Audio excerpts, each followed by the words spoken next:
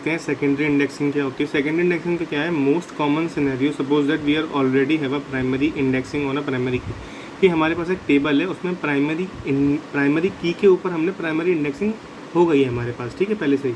लेकिन अगर हम चाहें कि उसी टेबल में किसी और एट्रीब्यूट के अकॉर्डिंग हम एक अलग से इंडेक्स टेबल बनाएं, तो उसमें हम सेकेंडरी इंडेक्सिंग आती है। Secondary indexing, main file is ordered according to the attribute on which indexing is done. Mainly जो हम ये मानते हैं, अब देखो प्राइमरी की के अकॉर्डिंग अगर कोई वैल्यू ऑर्डर्ड है, तो जो हम दूसरा एट्रीब्यूट यूज़ करेंगे वो ऑब्वियसली बात है वो अनऑर्डर्ड फॉर्म में हो सकता है, हो भी सकता है, नहीं भी सकता है। तो जो दूसरा एट्रीब्यूट जिसके ऊपर हम सेकेंडरी इंडेक्सिंग लगा रहे हैं वो अनऑर्डर्ड हो सकता है। अब आता है secondary indexing can be done on की एट्रीब्यूट और नॉन की। सेकेंडरी इंडेक्सिंग किसी भी एट्रीब्यूट की जा सकती है, कोई भी की एट्रीब्यूट है या नॉन की एट्रीब्यूट है।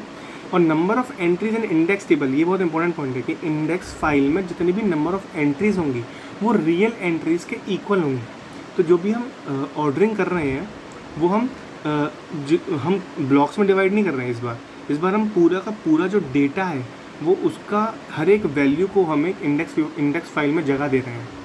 और ये एग्जांपल है डेंस इंडेक्सिंग। डेंस इंडेक्सिंग का मतलब क्या होता है कि जो फाइल है उसमें जितनी भी वैल्यूज़ हैं उनका यूनिक इंडेक्स वैल्यू होगी इंडेक्स टेबल में, तो ये होती है हमारी डेंस इंडेक्सिंग। इसका एग्जांपल देख लेते हैं।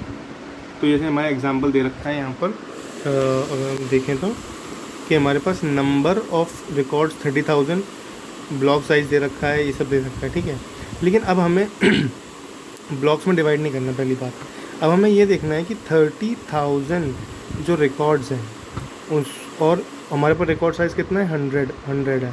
तो हम टाइम कितना मतलब